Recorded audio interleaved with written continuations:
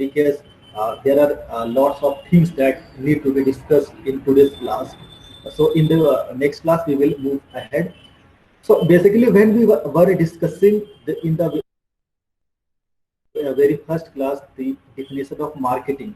So when we went on defining the offerings in the marketplace, then we saw the definition of product. That what does product mean?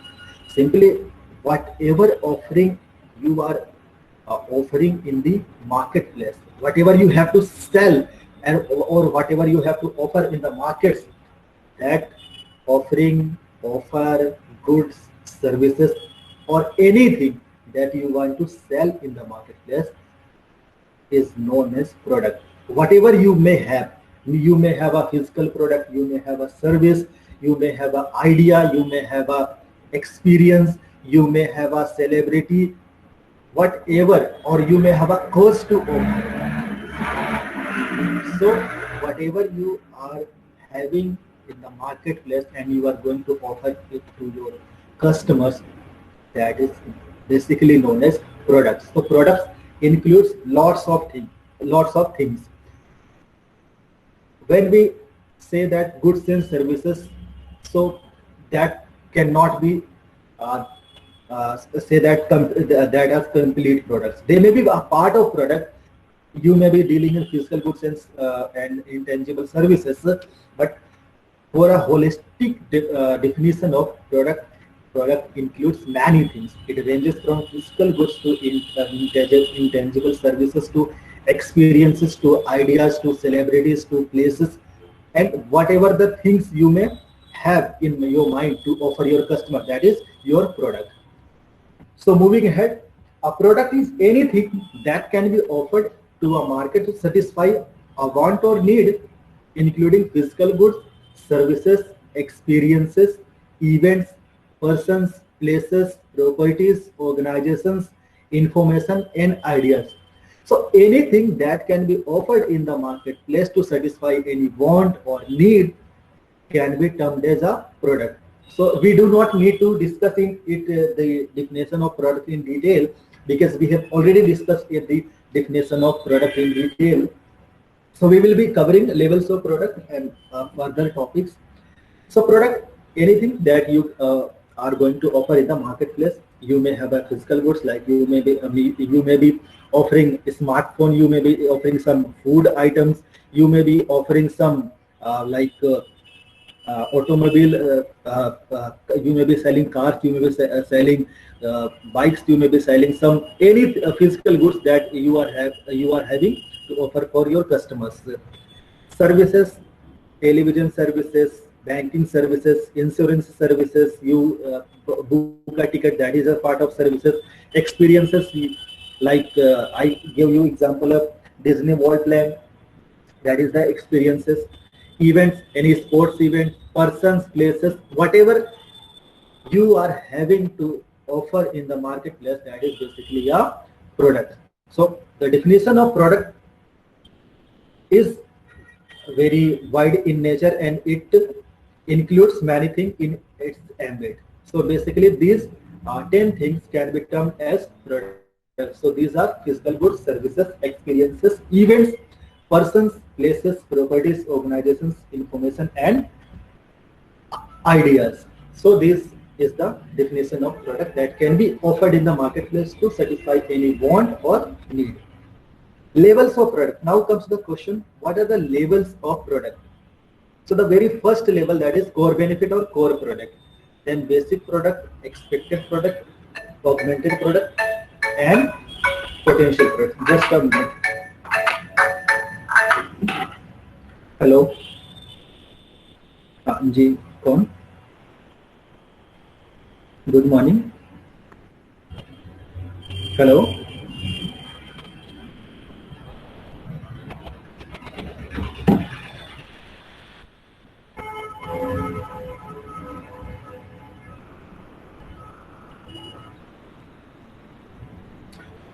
So the levels of product, your core product or core benefit, we sometimes term is as core benefit, your basic product, expected product, augmented product, and potential product. So the core benefit or core product is something that your customer is really buying. So what is in actual sense he is buying is your core product or core benefit. That core product and core benefit you turn into a basic product in the form of a product. From that basic product, customer expects something. He will understand these concepts with suitable examples. So from that basic product, what your customer does, he expects something that your basic product should give.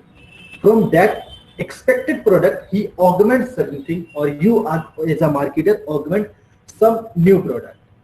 That is, you are creating a new product and potential product that may be offered to your customer in the future. So 5 levels of a product: your core benefit of a product or core product, basic product, expected product, augmented product, and potential product. Let's discuss one by one in detail. So the core benefit or core product is the service or benefit the customer is really buying. तो यहाँ पे हम क्या करेंगे, एक hotel industry का example लेके चलेंगे, तो जो हमारे कॉन्सेप्ट्स हैं वो क्लियर होते जाएंगे. तो core benefit is something that your customer is really buying. So let's take example of hotel industry. जब आप क्या करते हैं, होटल में गए और एक रूम के लिए आप जो है आस्क करते हैं और आप जो है बाय करते हैं. तो जब आप होटल में रूम के लिए जो है बुक करते हैं, रूम को बुक करते हैं, तो आप सिर्फ कमरे को ही नहीं बुक करें. तो आपको क्या चाहिए, आप जो है उसमें rest and sleep. Basic purpose यही है कि भाई अगर हम होटल में कमरा बुक करें तो हमें क्या चाहिए, आराम चाहिए और जो है स्लीप चाहिए. बेसिक हमारा पर्पज यही है. तो जो core benefit that a customer is buying is rest and sleep when he books a room in a hotel.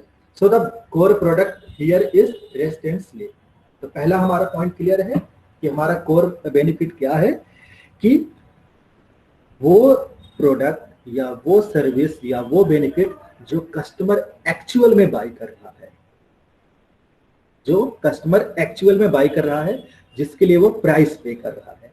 तो जब हम किसी होटल में जाते हैं, एक कमरा बुक करते हैं, तो हम कमरे के साथ साथ जो है एक्चुअल में रेस्ट एंड स्लीप को बाय करें, क्योंकि हमारा बेसिक पर्पस वही है.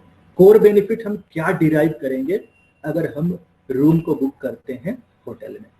तो पहला हमारा पॉइंट क्लियर होना चाहिए, there should be no doubt in it. Then basic product. अब यहाँ पे क्या हो रहा है कि हमारा जो कोर बेनिफिट है उसको मार्केटियर क्या कर रहा है, उसको एक बेसिक प्रोडक्ट की शेप दे रहा है.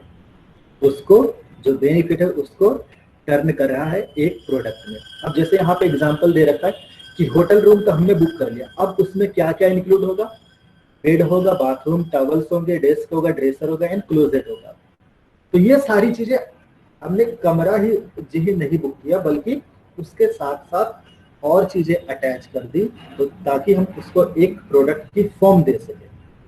अगर आप किसी होटल में गए, आपने कमरा तो बुक कर लिया, but that room does not have any amenities, then what is the use of that product? So any empty room is offered to you, then what will you do with that room? There are no bed, there are no sheets, there are no bathroom, no towels and dresser, there are nothing, but just a simple empty room. Then that particular room is of no use for you. So what a marketer is doing in a basic product, he is just turning the core benefits into a basic product that can be offered to customers. So second point हमारा जो है basic product, जिसमें क्या कर रहा है कि जो है मार्केटियर एक core benefit को उसको एक product की shape दे रहा है. Then expected product. Now here what a marketeer does and what a customer expects. So expected product is a set of attributes and conditions buyers normally expect when they purchase this product. अब यहाँ पे क्या हो रहा है कि मैंने कमरा तो बुक कर लिया, अब मेरी कमरे को बुक करने के साथ मेरी एक्सपेक्टेशंस क्या क्या होंगी. तो कमरा साफ होना चाहिए, नीट एंड क्लीन होना चाहिए, वहाँ पे वाटर की जो फैसिलिटी है वो होनी चाहिए, उसमें जो विंडोज होनी चाहिए, एयर की जो है फैसिलिटी होनी चाहिए, क्लीन एंड एयर की फैसिलिटी होनी चाहिए, वहाँ पे लाइट्स होनी चाहिए, डेस्क वगैरह होने चाहिए, अगर मेरे को पढ़ना है तो कुछ टेबल वगैरह होने चाहिए, और थोड़ा बहुत जहाँ पे वहाँ पे शांति होनी चाहिए। तो ये एक्सपेक्टेशन है। तो एक्सपेक्टेड प्रोडक्ट, बेसिक प्रोडक्ट में कोर बेनिफिट में क्या किया कस्टमर ने? कोर बेनिफिट वो है जो कस्टमर एक्चुअल में बाई कर रहा है। बेसिक प्रोडक्ट में क्या हो रहा है कि उस एक्चुअल बाई को मार्केटियर एक प्रोडक्ट की शेप दे रहा है, सो दैट कि उसको जो है कस्टमर को ऑफर कर सके। एक्सपेक्टेड प्रोडक्ट में क्या हो रहा है? अब यहाँ पे कस्टमर की एक्सपेक्टेशंस आ रही हैं कि मैं अगर कमरा बुक करता हूं तो मैं कमरा जब बुक करूंगा तो उसमें से मैं क्या क्या एक्सपेक्टेशंस करूंगा कि मेरे को उस कमरे के साथ क्या क्या मिलेगा। ऐसा तो नहीं है कि अब मेरे को सिर्फ खाली कमरा दे दिया जाए, तो that is no use of for me, तो उसका कोई बेनिफिट नहीं है।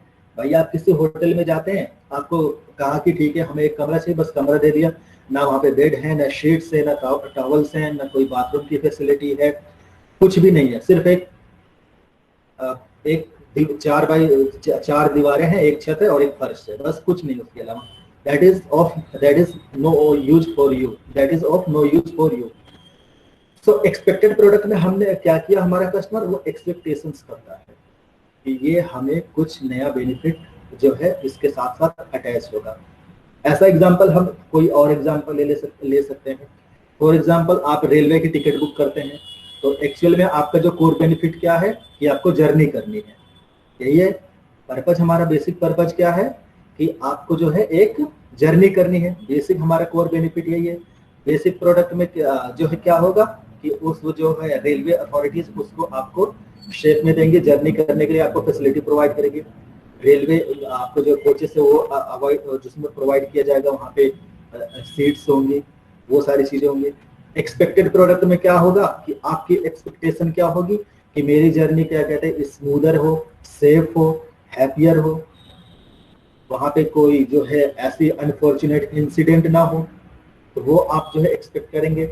और उसके अलावा जो है आपको उसमें जो रेलवे फैसिलिटी प्रोवाइड करें, जब आप कोच में जा रहे हैं तो आपको क्या मिल रहा है, लाइटिंग की फैसिलिटी मिल रही है, फैन है, बाथरूम्स हैं, तो ये सारी चीजें हैं। तो हम एग्जाम्पल के थ्रू किसी कॉन्सेप्ट को बढ़िया से समझ सकते हैं कि उसमें मेन बात क्या है, वो कॉन्सेप्ट कहना क्या चाह रहे हैं।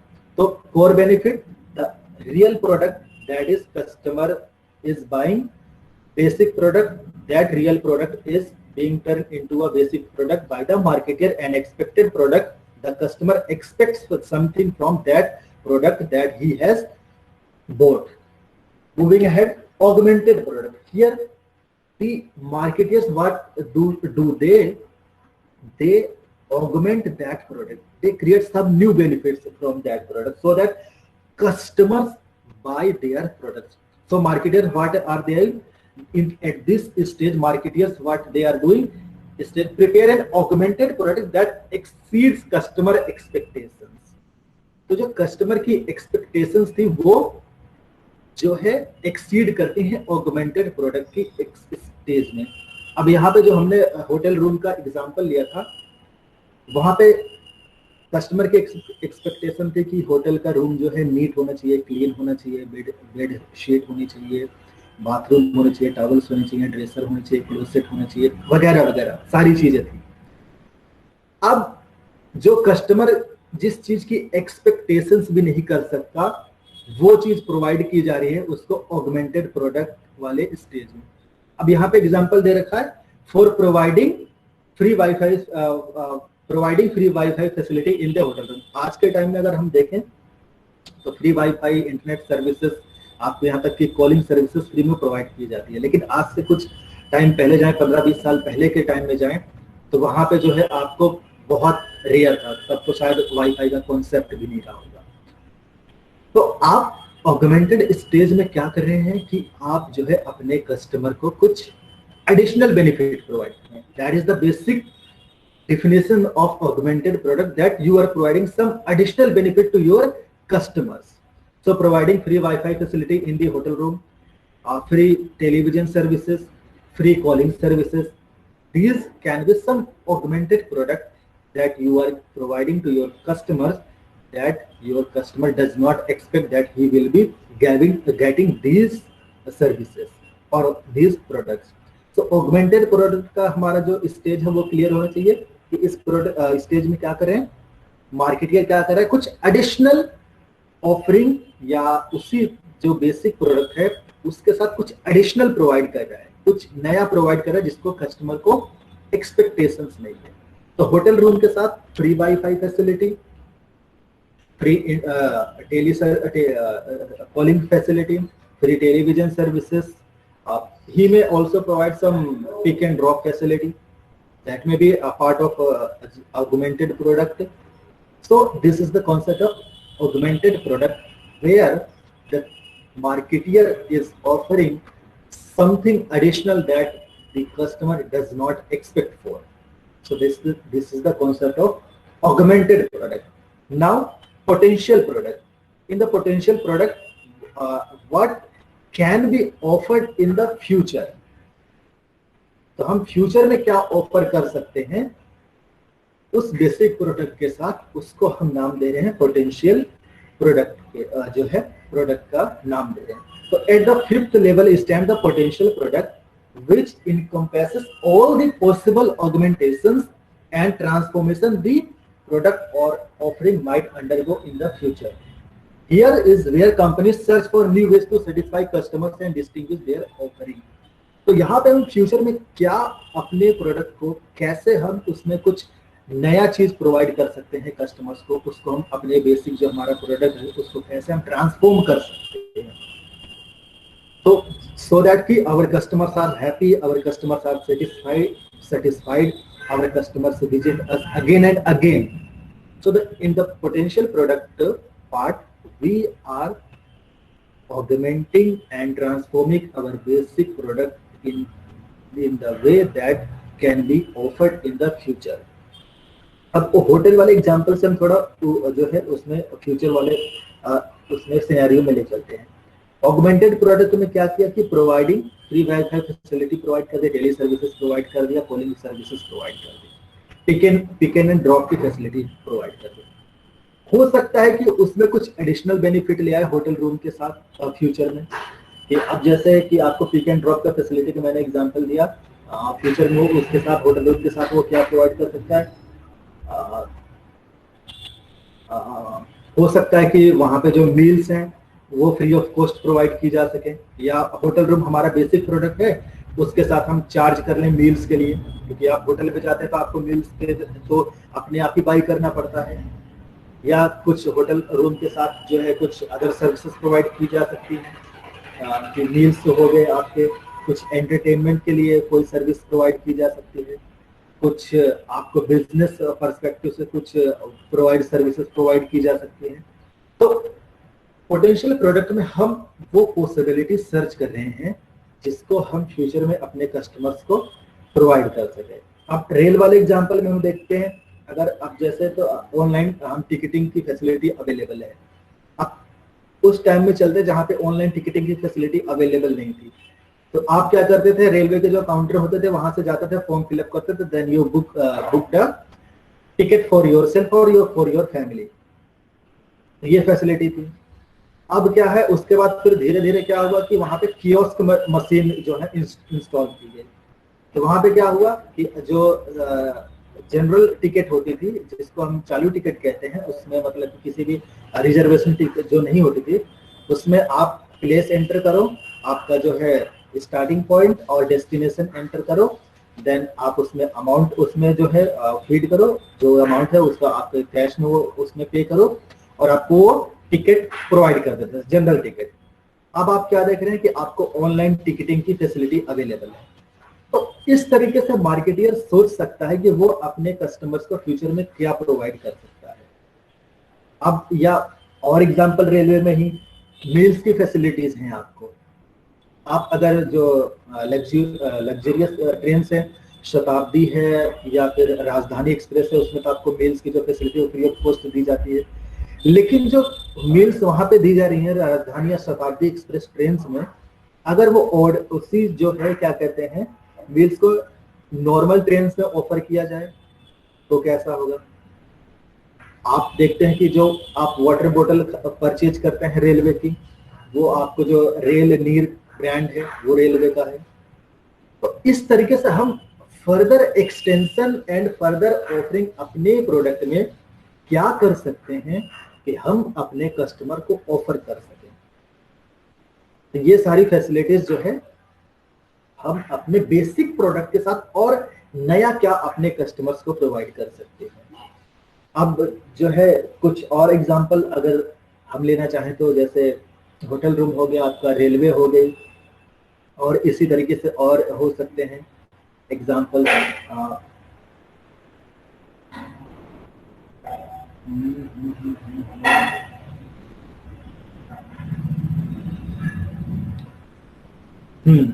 अब जैसे सिम कार्ड का ही एग्जांपल ले लेते हैं।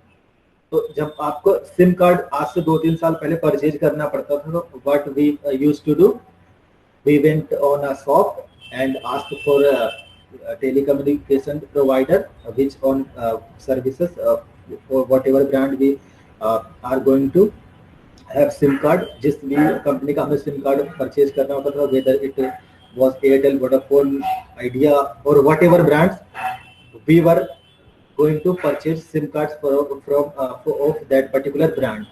तो उसको हम क्या करते थे, शॉप पे गए, उसकी अपनी आईडी प्रोवाइड करी, उसके बाद उसमें जो डिटेल्स थी वो फिलअप किया, फोटो पेस्ट किया, साइन किया, देन कुछ दिन बाद 2-3 डेज में या 5-6 डेज में वो हमारे सिम कार्ड जो है ऑन हो जाते थे। उसके बाद थोड़ा सा ट्रांसफॉर्म हुआ कि जो आप जो है इंस्टेंट आईडी वेरिफिकेशन के साथ आपके सिम कार्ड तुरंत चालू हो गए कि आपने जैसे उसको किया कुछ 5-7 मिनट बाद आपका सिम कार्ड चालू हो गया। पहले जहाँ पे 3 से 4 दिन या हफ्ते भर का टाइम लगता था, वो जो है धीरे डाउन करके आपका सेकंड्स जो है ऑन द स्पॉट होने लगा। उसके बाद आप फैसिलिटी क्या है कि आपको डोर स्टेप डिलीवरी फैसिलिटी है। आप किसी भी कंपनी की वेबसाइट पे जाते हैं, जो टेलीकम्युनिकेशन कंपनीज हैं, उन पे आप अपनी डिटेल्स एंटर करते हैं और उसके बाद आपको जो सिम कार्ड है वो आपके जो है डोर स्टेप डिलीवरी कर दी जाती है। So these are the potential products that can be offered with basic product. Basic product हमारा क्या है यहाँ पे, सिम कार्ड ही है कि बस सिम कार्ड क्या कर रहा है कि हमें बात करनी है, उसकी जो सर्विसेज है वो यूज करनी है।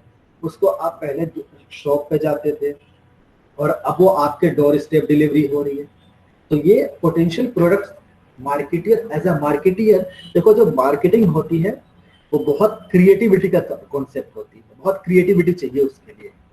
कि अभी मैं आपको जो मैं कल डिस्कस कर रहा था आपके साथ, कोका कोला एंड कैडबरी की जो एड है वो भी मैं आपको शो करूंगा कि हम उसको कैसे जो है अपने प्रोडक्ट को डिजाइन कर सकते हैं, उसको कैसे प्रमोट कर सकते हैं।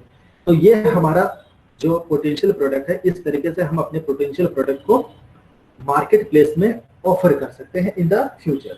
मूविंग अहेड, थोड़ा सा आगे बढ़ते हैं।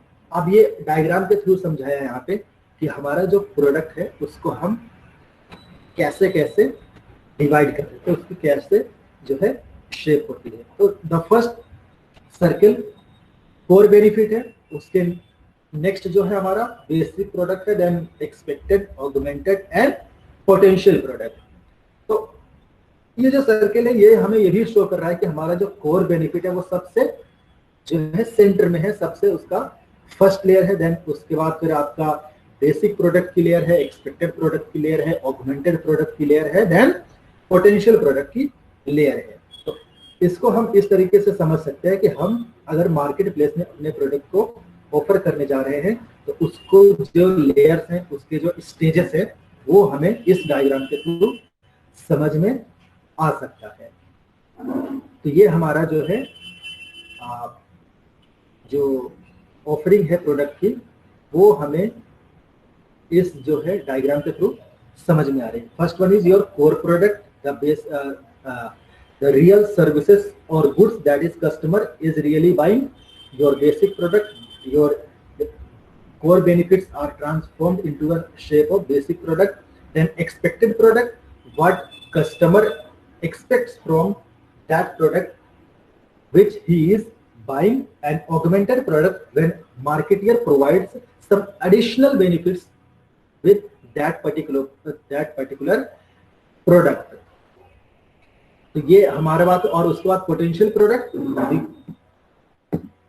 offerings that can be made to the customers in future. So with the basic product, what we as a marketer can offer to our customers in the future comes under the category of potential product. So this was the diagram of stages of product, that how can a product, what are the levels of a product. Moving ahead, so the classification of product.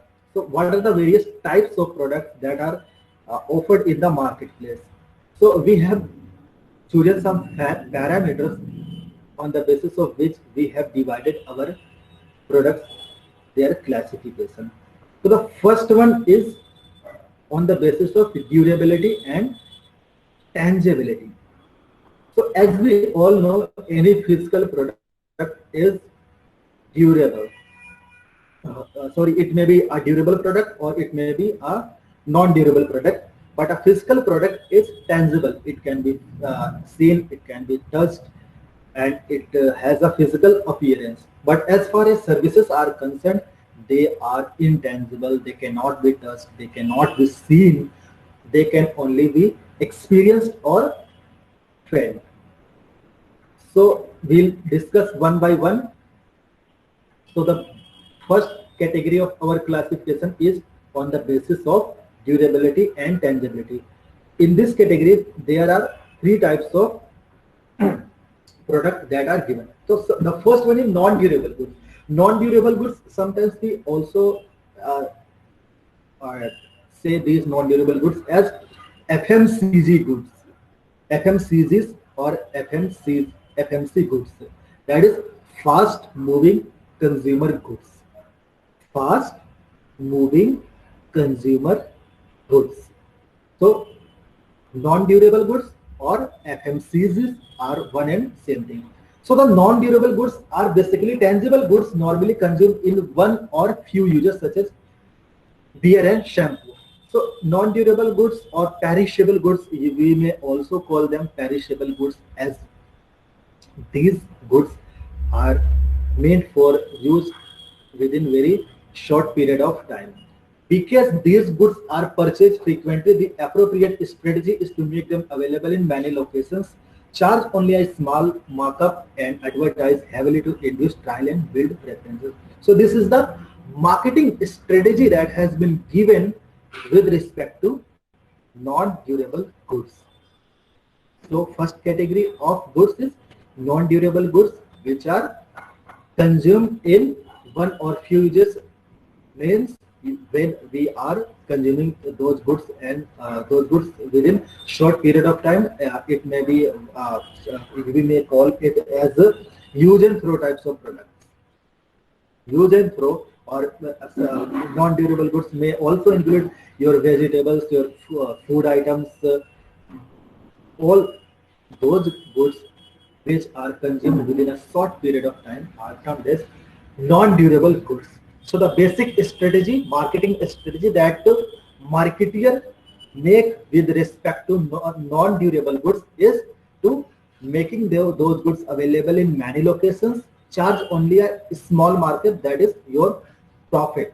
The profit margin that you are going to charge for these goods should be a small, and advertise heavily to induce trial and build preferences. So you advertise non-durable goods heavily, so you spend lots on advertising and promotion of non-durable goods, so that your customers are forced to try and use your goods that of the category of non-durable goods. Durable goods, just opposite to the non-durable goods, which are tangible goods and normally survive many uses. Examples include refrigerators, machine tools, and clothing. So these are the non-durable goods, durable goods that are used over a longer period of time. Durable products normally require more personal selling and service, command a higher margin, and require more seller guarantees.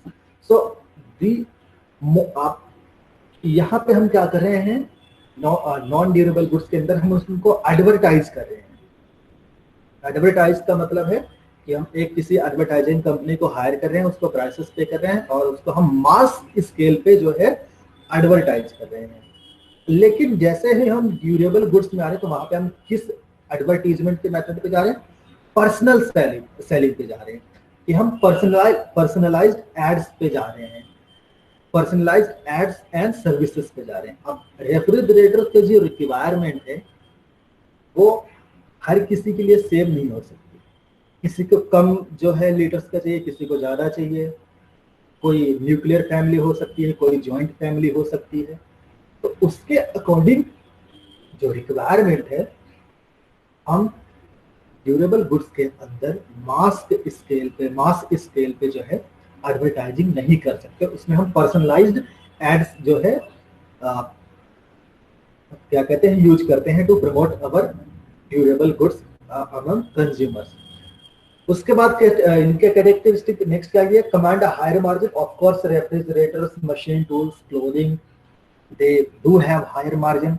आप पालिका बाजार में जाते हैं, आप कोई shirt पसंद आती है, कोई क्लोथिंग मटेरियल आपको पसंद आता है, दुकानदार से आप प्राइस पूछते हैं 600 700, बार्गेनिंग करते हैं, पता चलता है वो आके स्टॉक होता है 300 और 300 400 और 200।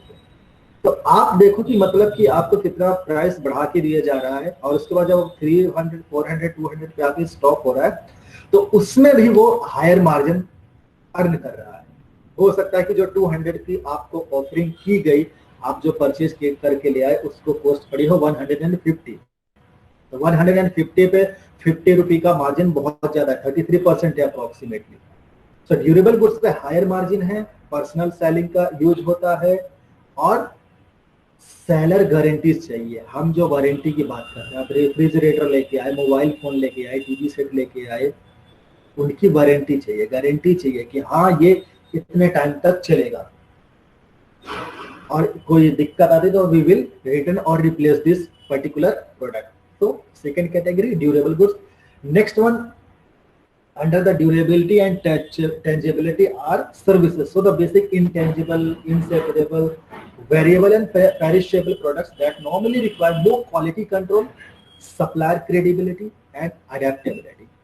तो हम सर्विसेज को पेरिशेबल क्यों कहते हैं? जब हम सर्विसेज की डिफिनेशन देख रहे थे और उसके कैरेक्टरिस्टिक्स को डिस्कस कर रहे थे तो उसके अंदर हमने देखा था कि सर्विसेज को जब ऑफर की गई अगर वो उसी टाइम पे यूज ना की जाए तो वो इलैप्स हो जाती है। फॉर एग्जांपल डॉक्टर, किसी डेट पे आपके साथ जो है किसी डेट को आपने डॉक्टर के साथ अपॉइंटमेंट फिक्स करी और टाइम लिया उससे, लेकिन उस टाइम पे आप गए नहीं, तो उस टाइम पे जो डॉक्टर के लिए वो सर्विस क्रिएट हुई थी वो इलैप्स हो गई। आप गए नहीं, आपने उसको बताया नहीं, हो सकता है आपसे वो उसका जो है फाइन लगा दे कि आप आए नहीं, इतनी देर में मैं दूसरे कस्टमर को देख लेता। तो ये सर्विसेज का जो बेसिक कैरेक्टरिस्टिक्स है, दे आर इंटेंजिबल, इनसेपरेबल। हमने ये भी देखा था कि जो सर्विस ऑफर करने वाला है, सर्विस ऑफर करने वाले को सर्विस से अलग नहीं किया जा सकता। होटल में जाते हैं, वेटर है, फूड आपको सर्व कर रहा है, अब आप कहोगे भाई तू ऐसा कर, तू जो है मेरा जो फूड सर्विंग करने की जो सर्विस है उसको अलग कर दे और तू अलग हो जा। Can it be possible? It can not be possible कि आप जो है सर्विस ऑफर करने वाले को सर्विस से ही अलग कर दें। अब वेटर का काम क्या है, आपको ऑफरिंग जो वहाँ पे सर्विसेज जो सर्व करना है वही करना है। अब आप उसको ही बोले कि सर जो है इसको अलग कर दे, तो कैसे गलत कर देगा? वेरिएबल वेरी करती रहती हैं। And perishable products that normally require more quality control, more quality control, supplier credibility, sanitary margin, sorry, supplier credibility and adaptability. अब सर्विस है, आप किसी ऐसे थोड़ी है कि मतलब कि आप सपोज करो कि आपको कहते हैं कार जो है परचेज करनी है, अब जो कार की सर्विसेज है, वैसे अगर आप कार परचेज करो that is a physical goods. जहाँ तक उसके आउटर लेयर और उसका जो बॉडी मेकअप जो है क्या कहते हैं कंसर्न है, that is a physical goods. But the basic purpose basic purpose of offering a car is to ride. आपको कार से सफर करना है. तो हमारा जो कोर बेनिफिट यहाँ पे, अगर हम प्रोडक्ट का जो लेवल था उसमें अगर डिस्कस करें, तो हमारा जो कोर बेनिफिट है वो है कि हम राइड करना चाहते हैं. जैसे हमारा कस्टमर होटल रूम में क्या करने जा रहा था, उसको रेस्ट एंड स्लीप चाहिए था. आपने ट्रेन की टिकट बुक करी तो आपको क्या चाहिए थी, आपको जर्नी करनी है. तो वैसे ही जब आप कार परचेज कर रहे हैं तो आपका बेसिक पर्पज है कि आपको सफर करना है, आपको जो है राइड करनी है, आपको जर्नी ट्रेवल करनी है.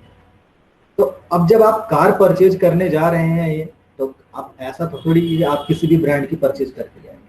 आप जो सप्लायर की क्रेडिबिलिटी है उसको आप चेक करेंगे ना, कि मैं अगर इस कंपनी का ब्रांड जो है और इस कंपनी की कार परचेज करके ला रहा हूं या ला रही हूं, तो क्या ये मेरे लिए बेनिफिशियल होगा या नहीं होगा. And accordingly adaptability with the change of time it should be adaptable. So examples include haircut, legal advice and appliance repairs. So the classification of products based on durability and tangibility, there are three types of goods: non-durables or FMCGs, or consumables you may say, durable goods, services. Moving ahead, consumer goods classification important from the perspective of as far as our syllabus is concerned, because as a marketer, any marketer is just focusing on consumer goods. Apart from consumer goods, there are also industrial goods, but industrial goods are normally they require a lot larger scale of operation. They require lots of investment. They require lots of specializations. So consumer goods classification. अब हमारा जो customer है वो कौन कौन से goods को purchase करता है, कि क्या क्या टाइप्स है जो हम नॉर्मली बाई करते हैं गुड्स में. अभी हमने ये जो डिस्कस किया इससे पहले, नॉन ड्यूरेबल, ड्यूरेबल, सर्विसेज, ये भी हम परचेज करते हैं. As a customer, as a consumer, we are also buying and using these products, these goods. But on the pure basis of consumer goods classification, the marketing divides goods into 4 categories. The first one is convenience goods.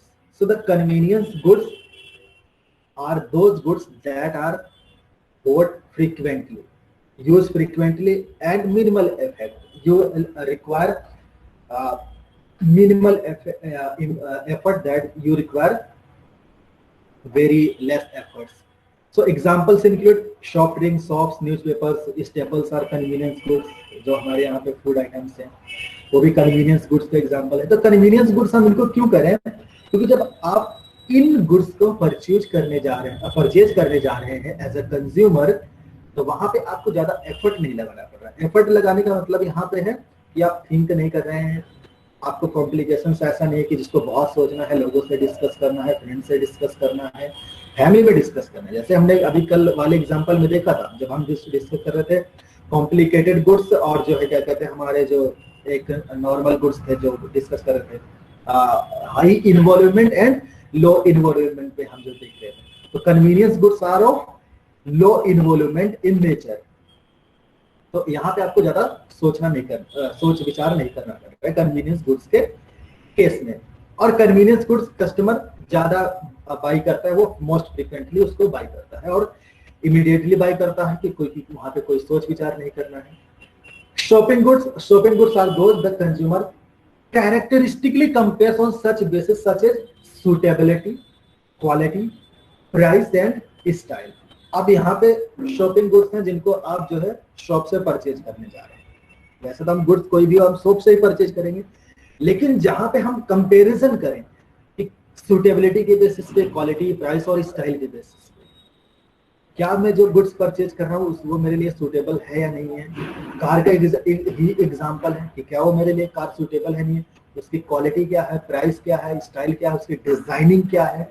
उसकी appearance कैसी है, उसका outer look क्या है, उसका interior कैसी है, उसकी सीट्स कैसी हैं, स्टीयरिंग टाइप कैसा है, उसके व्हील्स कैसे हैं। तो जब आप जो है थोड़े उसमें डिस्कशन में जाते हैं, थोड़े जो है थिंकिंग में जाते हैं कि सुटेबिलिटी के बेसिस पे, क्वालिटी के बेसिस पे, प्राइस के बेसिस पे, स्टाइल के बेसिस पे, तो आप जो है शॉपिंग गुड्स में जा रहे हैं। तो एग्जांपल दे रखा, आपका फर्नीचर है, क्लोथिंग है, मेजर अप्लायंसेस है। आप क्लोथिंग का ही एग्जांपल ले लो। अब ऐसा तो है नहीं कि जो है हमें क्या कहते हैं, हम कोई भी कपड़ा परचेज करके लाते हैं, कोई भी वियरिंग आउटफिट हम परचेज करके ले आते हैं। हम अपनी चॉइस के अकॉर्डिंग उसको देखते हैं, हमारा साइज क्या है और क्या हमारे लिए वो सूटेबल है, क्या वो जो कलर परचेज करें वो हम पे सूट करेगा नहीं करेगा, और उसमें क्या फीचर, क्या हमारे प्राइस रेंज में है या नहीं है। तो those goods which are characteristically compared by the consumers on the basis of suitability, quality, price and style, these goods are termed as shopping goods. Specialty goods, the goods in higher category of shopping goods. The next stage of goods is specialty goods. Here what we are doing, we are putting lots of efforts, lots of analysis, lots of thinking, lots of discussion, and then we finally go to purchase or end up with purchasing that particular product or goods. So specialty goods, what they do have, they have unique characteristics or brand identification for which enough buyers are willing to make a special purchasing effort. तो enough buyers यानी कि lots of buyers are willing to make a special purchasing effort. तो जहाँ पे जब हम special effort लगा रहे हैं वही कि हम lots of discussion कर रहे हैं, lots of उस पे जो है क्या कहते हैं analysis कर रहे हैं, उस पे बहुत ज्यादा लोगों की सलाह ले रहे हैं, उसमें हम हर चीज को एनालाइज कर रहे हैं, क्वालिटी के पर्सपेक्टिव से भी एनालाइज कर रहे हैं, सूटेबिलिटी के कि क्या वो उसमें हम कितना जो हम कहते हैं कि एक हाई इन्वॉल्वमेंट है, तो that are speciality goods. Cars हो गए, स्टीरियो कंपोनेंट्स हो गए, मेंस सूट्स हो गए। तो ये जो एग्जांपल दे रखे हैं, आप इसी तरह का, जैसे मैं आपको एग्जांपल दूं होम का, आपको होम जो है परचेज करना है, हाउस परचेज करना है आपको, तो उसमें आप लॉट्स ऑफ एनालिसिस करेंगे, लोकेशन कैसी है, क्या वहाँ पे जो बेसिक फैसिलिटीज हैं, इलेक्ट्रिसिटी है, वाटर सप्लाई है, और जो म्यूनिसिपल सर्विसेज है क्या वो अवेलेबल हैं या नहीं है, क्राइम फ्री है या नहीं है, क्या वहाँ पे ज़्यादा क्राइम तो नहीं होते हैं, whether it is safe to go at any time, क्या रात में हम वहाँ पे सफ़र कर सकते हैं, दिन में सफ़र कर सकते हैं, या जो लेडीज है वो अकेले में सफर कर सकती नहीं कर सकती। तो जब हम lots of analysis and discussion करते हैं किसी गुड्स को लेके, तो उसमें हम कहते हैं कि we are in the purchase of speciality goods. तो जहां पे हम लॉट्स ऑफ एनालिसिस डिस्कशन कर रहे हैं, डेलिब्रेशंस कर रहे हैं, हम सारे पर्सपेक्टिव से उसको एनालाइज कर रहे हैं, हम बहुत ज्यादा उसमें हाई इन्वॉल्वमेंट में जा रहे हैं, तो हम उनको स्पेशलिटी गुड्स कहते हैं। यहाँ पे एग्जांपल और आपको देता हूँ। अब जैसे कोई एयरलाइन इंडस्ट्री है, अब वो जो है क्या कहते हैं एरोप्लेन्स को परचेज करे, तो उसमें बहुत सारी स्पेसिफिकेशंस होती हैं, बहुत सारी स्पेशलिटीज होती है, बहुत सारे एफर्ट्स होते हैं, हर एंगल से सेफ्टी भी है, कॉस्ट भी है, उसका ट्रांसपोर्टेशन की सर्विस कैसी है, वो सारी चीजें हैं। तो जब हम कई सारे एफर्ट्स को कंबाइन करके चलते हैं, तो हम स्पेशलिटी गुड्स की यही खास बात है कि वहाँ पे हाई इन्वॉल्वमेंट का जो है पर्सपेक्टिव होता है और एक यूनिक कैरेक्टरिस्टिक होता है। अब जो एरोप्लेन है उसको हर कोई तो बाई नहीं कर सकता, नॉर्मल सी बात है। कार इवन देन कि कार भी कोई हर कोई बाई नहीं कर सकता। तो ये हमारी स्पेशलिटी गुड्स की कैरेक्टरिस्टिक है। मूविंग है अनसोल्ड गुड्स, जिसको मतलब कि कस्टमर बाई नहीं करना चाहता, जो बिक ही नहीं रहा। जैसे इंश्योरेंस आपकी पॉलिसी है, बैंकिंग सर्विसेज है कि सर अकाउंट खुलवा लीजिए, सर इंश्योरेंस पॉलिसी ले लीजिए, सर मेडिकल पॉलिसी ले लीजिए, सर हेल्थ पॉलिसी ले लीजिए, सर कॉम्बिनेशन ले लीजिए, मैडम आपके लिए जो है बेटर पॉलिसी है, आपको कम जो है पेमेंट करनी पड़ेगी, इंस्टॉलमेंट कम की बनेगी, आपके लिए बेनिफिट होगा, लेडीज के लिए जो टैक्स की डिडक्शन है वो आपको इसमें मिलेगा। तो all those types of goods which are unsold by customers, unsold by consumers, unsold by customers, the goods which customers do not like to purchase, so they are, जैसे कि हमने एक सेलिंग में देखा था, सेलिंग के अंदर क्या था, कि आप जो है अपने गुड्स को ऐसे उसको बल्क में सेल कर रहे हैं कि कस्टमर को लगता है कि चलो ये वाला भी परचेज कर सकते हैं। तो unsold goods are those the customer does not know about or normally think of buying, such as smoke detectors. Smoke detectors, अब जो कोई क्या कहते हैं वो स्मोकिंग कर रहा है, अब उसको डिटेक्ट करना है, भाई उसको जरूरत क्या है स्मोक डिटेक्टर्स की। Classic examples of non of this particular type of goods are life insurance, cemetery plots and grave stones. तो ये जो हम ये अभी एग्जांपल देख रहे हैं, लाइफ इंश्योरेंस का है, सिमेट्री का है, कब्र के लिए प्लॉट चाहिए। अरे भाई कब्र के लिए प्लॉट में क्या करूंगा, वो तो मैं जब जाऊंगा वहां पे, अगर कोई भाई अनफॉर्चुनेट तरीके से गॉड फॉरगेट अगर किसी की डेथ होती है तो वहां पे सिमेट्री तो खुद ही होती है जो है। अगर जैसे अब होता है कि जो अलग अलग रिलीजन है उनके अकॉर्डिंग अपने जो है प्लेस डिफाइंड होते हैं, उनमें जो रिलीजियस जो पैरामीटर्स से डिफाइंड है, जो उसमें प्रोसीजर्स हैं उसको फॉलो करके उसको किया जाता है। अब मैं क्या करूँगा उन चीज़ों को लेकर। So this is the classification of consumer goods. तो हमारा कंज्यूमर गुड्स को हम कौन कौन से कैटेगरी में क्लासिफाई कर सकते हैं। So thank you for all, and if you have any doubt, please ask. Uh, then we will go for video that I would like to show you.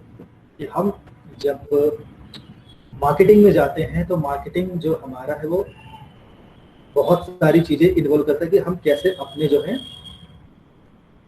Goods को ऑफर कर सकते हैं consumer के। तो अगर आपको अभी इसमें कुछ डाउट है तो आप पूछ लीजिए, बाकी हम नेक्स्ट क्लास में कंटिन्यू करेंगे।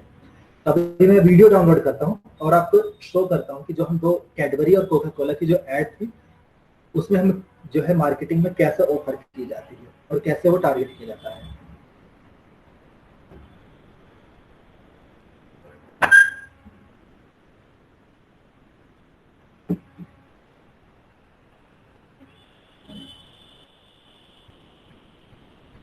कोका कोला ले पहले देखते हैं, इसको डाउनलोड करता हूँ मैं।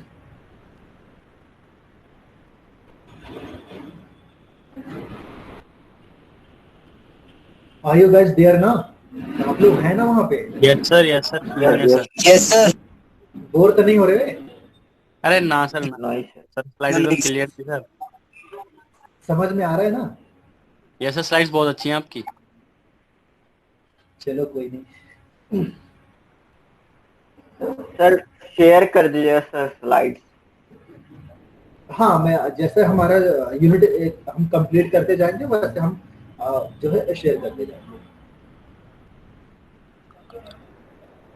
बाकी क्लास का क्या प्रोग्रेस है, कितना कितना सिलेबस हो चुका है? सर जस्ट एंड होने वाला है। अच्छा एंड होने वाला है। हाँ, बस इन्वायरमेंटल मैनेजमेंट का भी बस स्टार्ट ही हुआ है। हाँ वो एक्चुअली हुआ ये था कि जो है लेट क्लासेस से स्टार्ट हुई थी ना। Yes sir. तो हमारा भी मार्केटिंग का जो सिलेबस है आई गेस के जनवरी तक तो एंड हो जाएगा, जनवरी एंड तक, क्योंकि 2 यूनिट हम लोग कर चुके हैं, 3 यूनिट और रहती हैं। काश हो जाए। वीडियो डाउनलोड होगी सर। हाँ वीडियो डाउनलोड होगी, मैं उसको प्ले करता हूँ, इन दोनों को लगा देता हूँ। ये छोटी छोटी है।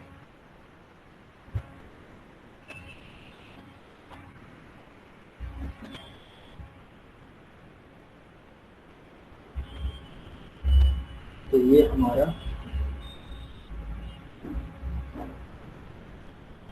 कोका कोला किया है। तो इसको जब हम कल डिस्कस करें तो आप ध्यान से देखो और उसको समझने की कोशिश करो। आवाज आ रही है ना? No sir. आवाज नहीं आ रही? सर आवाज ही नहीं आती, कभी कोई वीडियो प्ले करता है गूगल मीट पे। एक मिनट में देखता हूँ, मेरे को तो क्लियर आ रही है। ऐसा तो नहीं कि ऑनलाइन वीडियो प्ले करते उसमें आवाज नहीं आती? यस सर, नहीं आती, गूगल मीट में नहीं आती, ना नहीं जूम पे आती? आती। हम सब ये ट्राई कर चुके हैं, नहीं आती। अच्छा चलो, वैसे इसमें ज्यादा आवाज वाली बात कुछ है नहीं, बस ये विजुअल्स ही है, देखो समझने की कोशिश करो। Yes sir.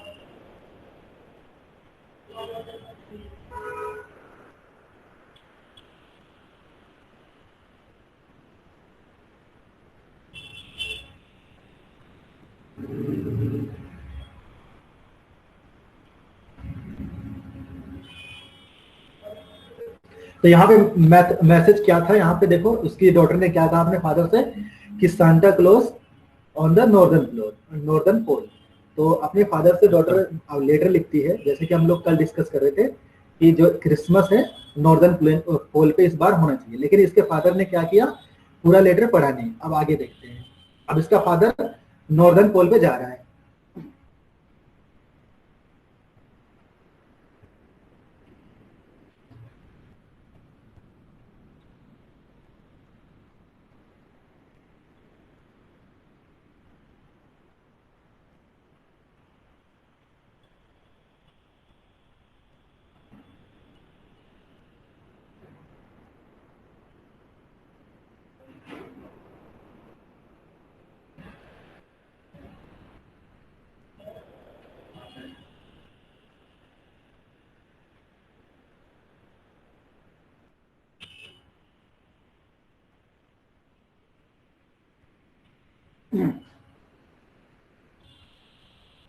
ये मैसेज था उसकी जो डॉटर ने दिया, बट जो सेकंड साइड मैसेज का था इसका फादर नहीं पढ़ता है।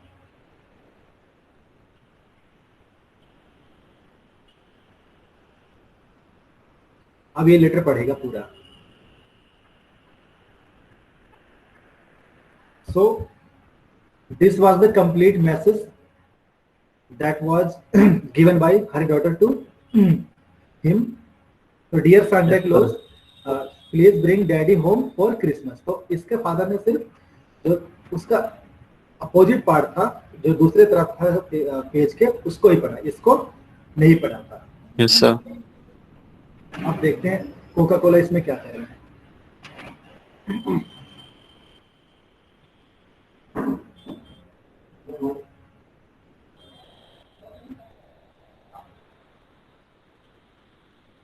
तो यहाँ पे देखो ऑफरिंग क्या है, give something you only you can give.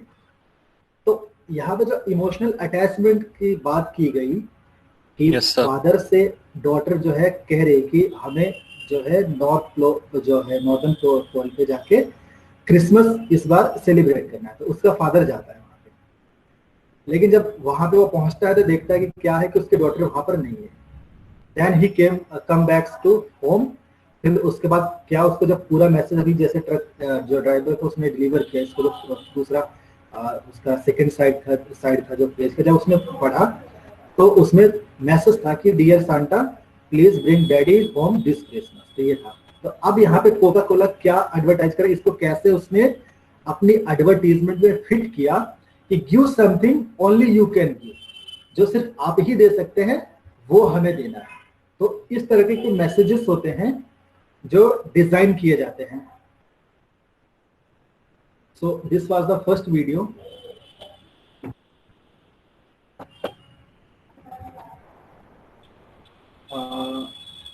अब हम लोग इसको देखते हैं कैडबरी वाली।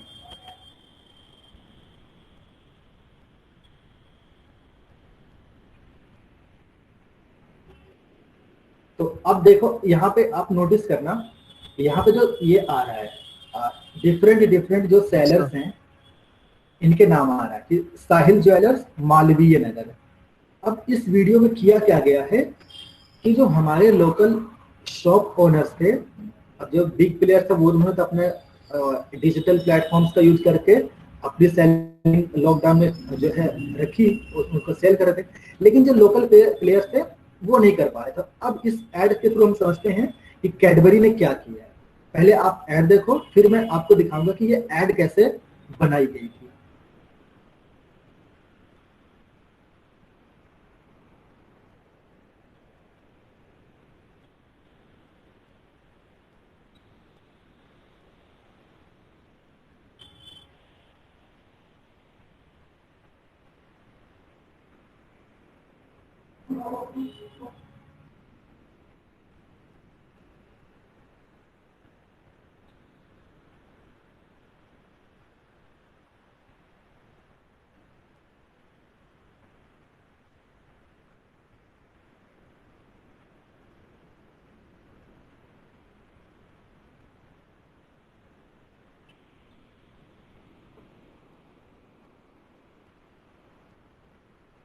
अब देखो यहाँ पे मैसेज क्या दे रहे Cadbury, when all of us support our local stores, all of us can have a happy Diwali. तो कहने का मतलब है कि हमारे जो आसपास की दुकानें हैं, अगर हम उनको सपोर्ट करेंगे, उनको जो है दिवाली में जो है हेल्प करेंगे, तभी हम लोग सब जो है एक हैप्पी दिवाली हो सकती है हम सब के लिए। Yes sir.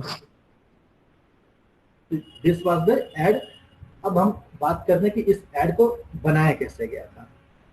तो आई गेस कि इसमें सबटाइटल्स नहीं है, दैट वुड बी डिफिकल्ट। ये बात हो रही है कोविड-19 की, जो है कोविड-19 में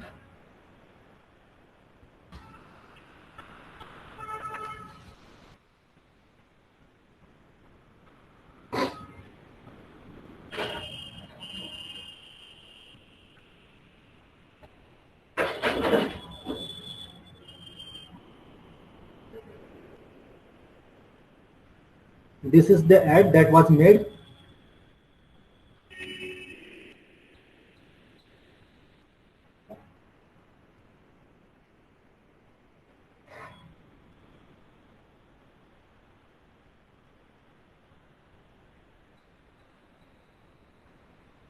तो इसमें जो आवाज है, जो वॉइस वो कह रही है, जो इसमें रिप्रेजेंटेटिव है कस्टमर की, कि इनोवेटिव आइडिया था कि हमारे जो आसपास के सेलर्स हैं उनको भी इंक्लूड किया जाए, बट जो है बहुत चैलेंजिंग था कि हम अपने आसपास के सेलर्स को कैसे आइडेंटिफाई करेंगे।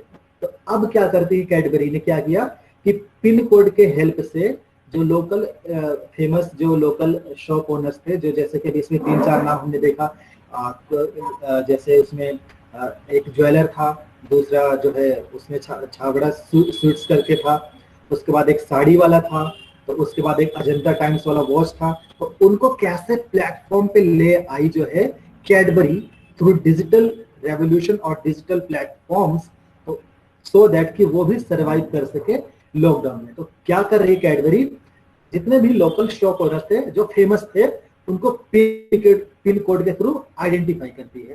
Then next what they do, pin code को जो है एल्गोरिदम के आर्टिफिशियल इंटेलिजेंस के हेल्प से उसको जो है आइडेंटिफाई किया गया। उसके बाद क्या किया गया, उनको फिर डिफरेंट एल्गोरिदम की हेल्प से डिफरेंट लैंग्वेजेस में एड को क्रिएट किया गया। सर बहुत सही है ये तो। अब देखो ये पहला आइडेंटिफाई इन्होंने किया पूनम ऑप्टिक्स मुंबई में, मार्क ऑप्टिकल कंपनी, उसके बाद अशोका ऑप्टिकल्स, दर्शन ऑप्टिकल, कशिश और उसके बाद संगम नगर, Pandya optical, eye see care, Shri Balaji gifts, Ashokan sari. तो ये जो लोकल्स थे उनको इन्होंने आइडेंटिफाई किया through the help of pin code and employment of artificial intelligence. So this was the ad. अब इन दोनों एड की हमने बात कर ली, अब यहां से मैसेज क्या निकलता है।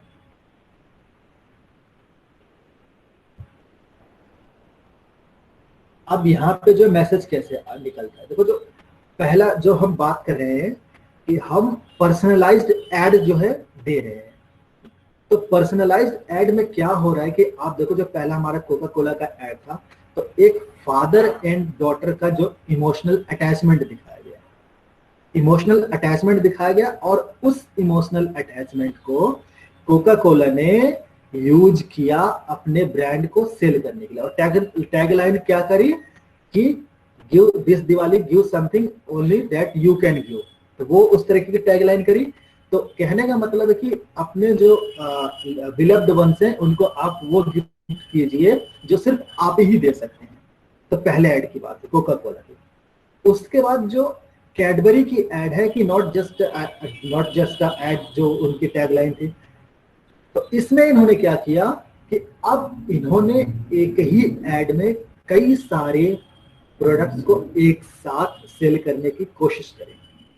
अब कैडबरी का जो सिंपल सा अगर हम देखें तो उनका बेसिक जो प्रोडक्ट है वो क्या है, चॉकलेट ही है, जो स्वीट्स है, जो कैडबरी के चॉकलेट्स आती हैं या स्वीट्स आते हैं। लेकिन उस स्वीट को जो है टेस्टिफाई करने के लिए, उस स्वीट को मतलब कि वैलिडेट करने के लिए कि इसको डिफरेंट ऑक्यूपेशन के डिफरेंट प्रोफेशन के लोग भी परचेज करें। तो उन्होंने क्या किया, पहले एक मदर एंड डॉटर का जो है वो दिखाया, बॉन्ड दिखाया ज्वेलरी के में। उसके बाद फिर एक एक हस्बैंड एंड वाइफ का रिलेशन दिखाया कि ऑप्टिशियन के हेल्प से। उसके बाद एम्प्लॉयर एंड एम्प्लॉय का रिलेशन दिखाया कि जब वो जो लेडी थी उसने जब उसको साड़ी ऑफर करी, जब वो उसकी डॉटर कहती है लेडी की कि कितना बढ़िया गिफ्ट, तो जो एम्प्लॉय है वो कहती है कि मैडम जी ने दिया है। उसके बाद फिर एक ब्रदर एंड सिस्टर का लव दिखाया गया।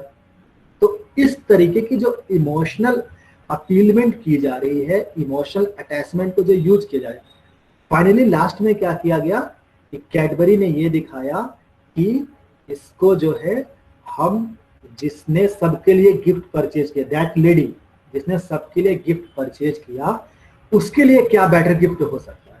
तो कैडबरी ने अपना डिब्बा आगे कर दिया कि अगर कुछ गिफ्ट नहीं है तो कैडबरी सेलिब्रेशन ही गिफ्ट हो सकता है। तो इस तरह की मार्केटिंग स्ट्रेटेजी होती है जब हम अपने गुड्स को मार्केट में प्रमोट करते हैं काफी पर्सनलाइज्ड तरीके से। तो जो एक कस्टमर की इमोशनल अटैचमेंट्स है, उसकी जो इमोशंस है, फीलिंग्स है, उसको हम कैसे यूज करते हैं अपने ब्रांड्स में। So these two ads were signifying this aspects कि हम इमोशनल अटैचमेंट को कैसे यूज कर सकते हैं while promoting our goods and services to customers.